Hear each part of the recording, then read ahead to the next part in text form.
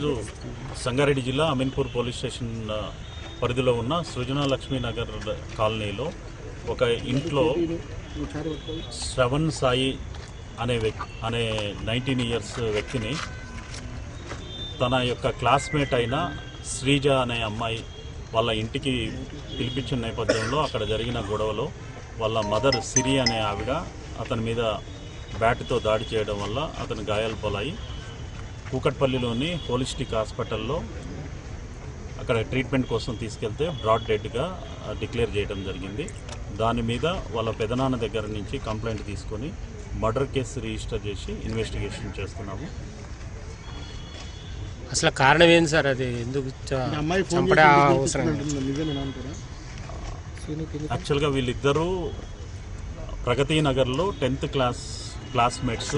అప్పటి నుంచి వాళ్ళిద్దరి మధ్య పరిచయం ఉంది.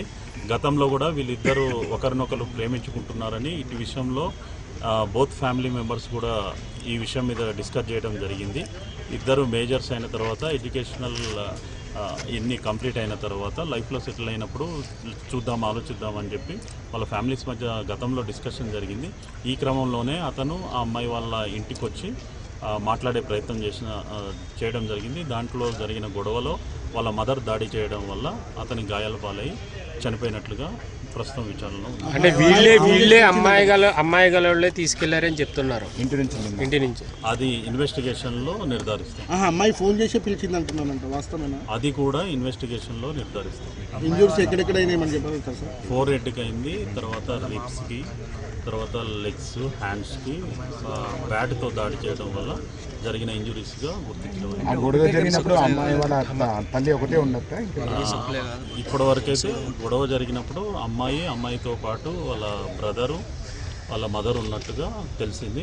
విచారణలో అంటే ఒంటి నిండా గాయాలు ఉన్నాయి, ఒకళ్ళు కొడితేనే ఇన్ని గాయాలు అవ్వని వాళ్ళ బంధువులు ఆరోపిస్తుంది. దానిపై అది కూడా ఇన్వెస్టిగేషన్లో పోస్ట్మార్టం రిపోర్ట్ వచ్చిన తర్వాత డిక్లేర్ చేస్తారు.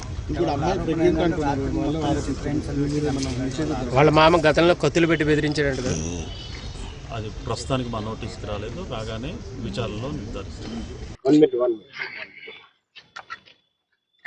నా పేరు మురళీకృష్ణ, బీటెక్ సెకండ్ ఇయర్ చదువుతున్నా మల్లారెడ్డి యూనివర్సిటీలో. నాకు బాగా క్లోజ్ అయిన మిత్రుడు శివ ఇవాళ మార్నింగ్ చనిపోయాడని చెప్పి నాకు కాల్ చేసి చెప్తే తెలిసింది. ఇంతకుముందు అది ఎందుకు చనిపోయాడు అని తెలుసుకున్నప్పుడు ఇట్లా వాళ్ళు దెబ్బలు కొడితే చనిపోయాడని చెప్పి తెలిసింది. నేను ఇంతకుముందు ఒకసారి వాళ్ళ ఇంటికి పోవడం జరిగింది. ఎందుకంటే శ్రీజ అనే ఆమె బయటకు వచ్చేసింది, ఇంట్లో నుంచి బయటకు వచ్చేసి నన్ను ఎటన్నా తీసుకొని పెళ్లి చేసుకో అని చెప్పి మా శివాని ఫోర్స్ చేస్తే మేమిద్దరం కలిసి తీసుకెళ్ళి వాళ్ళ ఇంట్లో దింపడం జరిగింది. వాళ్ళ మామయ్య, శ్రీజ అనే ఆమె మామయ్య మా ఇద్దరికి కత్తులు చూపెట్టి మేము మిమ్మల్ని నరుకుతాం అని చెప్పి బెదిరియడం జరిగింది. మా ఇద్దరిని బెదిరించి వదిలేసిన తర్వాత మేము వెళ్ళిపోయినాం. మళ్ళీ అప్పటి నుంచి కూడా ఆమెతోటి శివాకి ఎటువంటి కాంటాక్ట్ లేదు. కానీ అప్పుడప్పుడు కాల్ చేసి ఇట్లా నన్ను తీసుకొని పో, నేను ఇంట్లో ఉండను, నేను ఇంట్లో నుంచి బయటకు వచ్చిన. అది సంవత్సరం రోజుల క్రితం అయిన తర్వాత కూడా మళ్ళీ లాస్ట్ ఇయర్ ఈ రోజుల నుంచి ఈ రోజుల దాకా ఇప్పటికి 3 సార్లు ఇంట్లో నుంచి బయటకు వచ్చి నన్ను ఎటన్నా తీసుకోపో అని చెప్పి మా శివాని ఫోర్స్ చేయడం జరిగింది. 3 సార్లు బయటకు వచ్చిన తర్వాత కూడా మొన్న నెల రోజుల క్రితం ఏమో అయింది, నేను ఇట్లా అది ఇది అని చెప్పి శివాకి చెప్పడం జరిగింది. నాతో శివ అన్నాడు, ఎందుకు అవుతుంది అని చెప్పి నా పక్కనే నా బెడ్ మీద ఉంటూనే కాళ్ళలో గొడవ పెట్టుకున్నాడు. అసలు అట్లా ఎందుకు అవుతుంది, ఏమైనా చేసి అవుతుంది, చేయకుండా ఎందుకు అవుతుంది అని చెప్పి గొడవ పెట్టుకోవడం జరిగింది. అక్కడ ఏం కాలేదని చెప్పి కూడా శివ చెప్పిండు. నాకు సంబంధించిన అయితే ఏం కాలేదని శివ నాతో చెప్పడం జరిగింది. కానీ వాళ్ళ అమ్మా నాన్న ఇప్పుడు అది జరిగింది, ఆమె ప్రెగ్నెంట్ అని చెప్పి చెప్తున్నారు. శివ ఏమనంటే నేను పోకుండా సంవత్సరం అయింది, ఎట్లా అవుతుంది ప్రెగ్నెంట్ అని చెప్పి శివ నాతోటి తెలియజేయడం జరిగింది. కానీ నిన్న పొద్దున వాళ్ళ ఇంట్లో వాళ్ళు శ్రీజ అనే ఆమె కాల్ చేయడం జరిగింది శివాకి. చేసిన తర్వాత ఇంటికి పోతే వాళ్ళ ఇంట్లో శివాని కొట్టి చంపినారంట. పోలీసులు చెప్పారు. ఇది కూడా ఆమెనే ఒప్పుకుందంట, బ్యాట్తో నేను కొడితేనే ఇట్లా అయిందని చెప్పి. వాళ్ళ తల్లి, శ్రీజ వాళ్ళ తల్లి, నేను మా కూతురుని కొడుతుంటే అడ్డం వచ్చిండు, నేను కొడితేనే ఇట్లా చనిపోవడం జరిగింది అని ఆమెనే ఒప్పుకోవడం జరిగింది. ఇప్పటికైతే ప్రస్తుతానికి ఆమె ఒక్కడే కొడితే చనిపోదు, ఇంకా 2-3 హస్తాలు ఉన్నాయి దాంట్లో ఆ మర్డర్లో అని చెప్పి మేము అనుకుంటున్నాం. అది ఎవరెవరు ఉన్నారు, ఎంతమంది ఉన్నారు అనేది మొత్తం క్లియర్గా తెలిసి మొత్తం అంతా క్లియర్గా అయిపోయి మంచిగా రూమ్కి రావడం అది మీరు ఎప్పుడు చూసారా?